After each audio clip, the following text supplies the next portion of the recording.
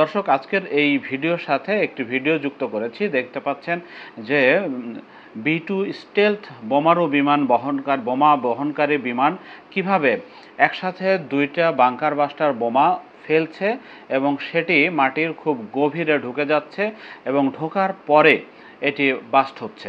অর্থাৎ এখানে শুরুতে বোমারু বিমান থেকে বিচ্ছিন্ন হয়ে মাটির অন্তত 60 মিটার গভীরে পৌঁছাবে। এটা হচ্ছে 57A ও BMOP সেটি 30,000 পাউন্ড ওজনের এটি এবং বিপুল ধ্বংসযজ্ঞ সাধন করতে পারে। মাটির 60 মিটার গভীর থেকে শুরু করে প্রায় 100 মিটার পর্যন্ত ভেতরে গিয়ে বাস্ট হওয়ার পরে এটার স্থাপনাগুলো ধ্বংসস্তূপে পরিণত হতে পারে। তো এই ধরনের বোমারু বিমান শুধুমাত্র যুক্তরাষ্ট্র ফেলতে পারে, কারণ হচ্ছে যে যুক্তরাষ্ট্রেরই এই বোমা বহনকারী জাহাজ আছে একমাত্র B-2, এটি আর অন্য কোনো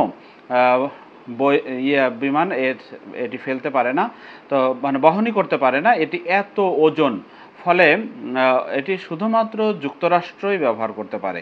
তো আমরা এই ধরনের বোমার বিধ্বংসী ক্ষমতা সম্পর্কে জানি যে পাহাড় এবং পাথুরে পরিবেশ বা কংক্রিটের সুদীর্ঘ যে স্তর সেটি ভেদ করে এই ধরনের বোমার ব্যবহার হয় এবং এটি এই ধরনের ক্ষয়ক্ষতির ক্ষেত্রে ব্যবহার করা হয়।